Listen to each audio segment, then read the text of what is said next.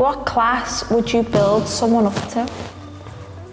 Okay, so not so much a class, more like with my classes, I say to them, so what's the speed you're starting on for a sprint? So some of them will start on like 8 or 9 for a sprint. So I'd say to them, even if you go up by 0.2 every class, you're slowly going to get a little bit faster, and although it might take you 10 weeks or longer to get to 12, you'll eventually be on 12, and you won't like see a big difference from it because you're going up by 0.2. Like the speed of a treadmill by 0.2 is not a lot. Yeah. So it's not more like what class would you build yourself up to, because all classes can be tailored.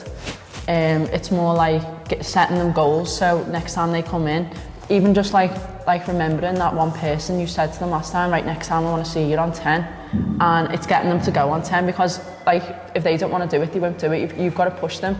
And I done it with one of my clients, so she was like, I'm going to do 10 on the last 10 seconds of the sprint, and I was like, well, why? You can do it for the 30 seconds. Yeah. But she was just like, well, no, it's in my head that I'm doing it on the last 10 seconds, and I went, put it on 10 and run on 10 for 30 seconds, and she done it. But it's just having that person there to tell them to do it, because I'd be the same if I didn't feel like sprinting that day. I would go a bit lower, but if I had Emily behind me saying, we'll get it on 12, you do it on 12 any other week, I would do it. So it's just like more working your way up to a level in the class, not working your way towards a certain class. Yeah, like all classes, like the intensity are kind of all the same, aren't they? Yeah. Like even though you do different things with different people, like Alex does the meditation, like you might do different layouts, the intensity is kind of like the same throughout, so it's more like building your like weights up, like going from like a 2 to like a 6 or whatever.